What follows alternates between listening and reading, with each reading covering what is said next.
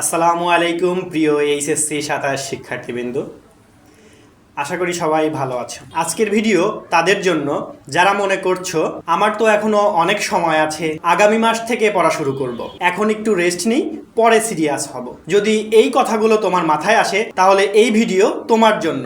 ভিডিওটি শেষ পর্যন্ত দেখার অনুরোধ রইল, কারণ আজ আমি কোনো ভয় দেখাতে আসিনি, আমি শুধু তোমাকে বাস্তবতা মনে করিয়ে দিতে এসেছি। একটা কথা মনে রাখবে, মাত্র 310 টাকায় যারা এখনো আমাদের এইচএসসি 27 টার্গেটে প্লাস কোর্সে যুক্ত হওনি, খুবই দ্রুত করো, কারণ আমাদের কোর্সে যুক্ত হলেই পেয়ে যাচ্ছ সকল সাবজেক্টের সাজেশন সকল গ্রুপের পিডিএফ আকারে, বিগত বছরগুলোর বোর্ড এমসিকিউ উত্তর সহ পিডিএফ আকারে, প্রত্যেকটা সাবজেক্টের প্রত্যেকটা চ্যাপ্টারের চ্যাপ্টার ওয়াইজ অ্যানালাইসিস করা জ্ঞানমূলক অনুধাবনমূলক প্রশ্ন উত্তরের পিডিএফ, অভিজ্ঞ শিক্ষক দ্বারা তৈরিকৃত আইসিটি সাবজেক্টের দুর্দান্ত সব রেকর্ডেড ক্লাস, গ্রামার অংশে শর্টকাট টেকনিক ও দুর্দান্ত সব রেকর্ডেড ক্লাস, লিখিত অংশে শর্টকাট টেকনিক, পড়াশোনার রুটিন, এ প্লাস গাইডলাইন এবং এইচএসসি 27 পরীক্ষা পর্যন্ত ফুল সাপোর্ট থাকছে আমাদের এই 310 টাকার কোর্সে। আমাদের কোর্সে যুক্ত হতে 310 টাকা কোর্স ফি পাঠিয়ে ভিডিওতে দেওয়া নম্বরে হোয়াটসঅ্যাপে যোগাযোগ করো, সাথে তোমাকে ফেসবুক প্রাইভেট গ্রুপে যুক্ত করে নিব, তখন থেকে শুরু হবে তোমার এ প্লাস প্রস্তুতি।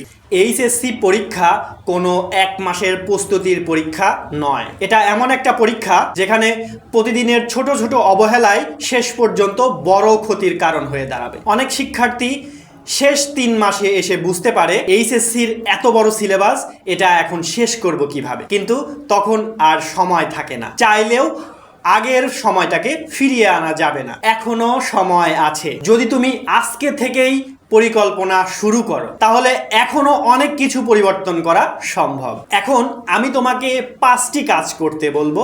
5টি কাজ যদি তুমি মেনে চলতে পারো তাহলে তোমার যে সময়টুকু এখনো সামনে আছে সেই সময়টার সঠিক ব্যবহার করেও তুমি ভালো রেজাল্ট করতে পারবে। তো আজকের আমি 5টি স্টেপ তোমাকে বলবো। প্রথম নাম্বার স্টেপ, নিজের বর্তমান অবস্থা বুঝে নাও। নিজের বর্তমান অবস্থা বুঝতে গিয়ে তুমি অন্যের সঙ্গে তুলনা করবে না। আজ তুমি কোথায় দাঁড়িয়ে আছো সেই জায়গাটা আগে জানতে হবে তোমাকে, এবং সেখান থেকে তোমাকে কাম ব্যাক করতে হবে। দ্বিতীয় কাজ, পুরো সিলেবাসটাকে ছোট ছোট ভাগে ভাগ করে নেবে। পুরো সিলেবাস তুমি একদিনে বা একবারে শেষ করতে পারবে না, ধাপে ধাপে তোমাকে শেষ করতে হবে। এজন্য তোমাকে সিলেবাসটা ছোট ছোট করে নিতে হবে। তোমার টার্গেট রাখতে হবে এই 1 সপ্তাহের মধ্যে এই সিলেবাসের এই পার্টটুকু শেষ করব, পরের সপ্তাহে ওই পার্টটুকু শেষ করব। এইভাবে ধীরে ধীরে তোমাকে এক একটা সাবজেক্টের এক একটা অধ্যায় তোমাকে এইভাবে শেষ করতে হবে। তৃতীয় কাজ, প্রতিদিন অল্প হলেও পড়তে হবে। চতুর্থ কাজ হবে দুর্বল বিষয়গুলো আগে খুঁজে বের করা। তুমি কোন কোন অধ্যায়ে দুর্বল আছো বা কোন কোন টপিকে দুর্বল আছো সেগুলো খুঁজে বের করতে হবে। দুর্বল জায়গাগুলোতে তোমাকে স্ট্রং হতে হবে। পঞ্চম কাজ, রিভিশন করা। রিভিশন ছাড়া কোনো পড়াই সম্পূর্ণ না। এই 5টি কাজ করলে তুমি এখনো কামব্যাক করতে পারো। তো প্রিয় এইচএসসি 27 শিক্ষার্থীবৃন্দ, তুমি আজ থেকেই সিদ্ধান্ত নাও, আমি আর সময় নষ্ট করব না, প্রতিদিন নিয়মিত পড়ব। 1 বছর পরে তুমি নিজের উপর গর্ববোধ করবে। তো প্রিয় শিক্ষার্থীবৃন্দ, আমার শেষ কথা হচ্ছে, পিছিয়ে থাকা কোনো অপরাধ নয়, কিন্তু পিছিয়ে থেকেও কোনো কিছু না করা এটি কিন্তু বড় ধরনের অপরাধ। তো প্রিয় শিক্ষার্থীবৃন্দ, আজকে আমি যে কথাগুলো বললাম এই কথাগুলো তোমাদের মেনে চলার তৌফিক দান করুক, আমিন।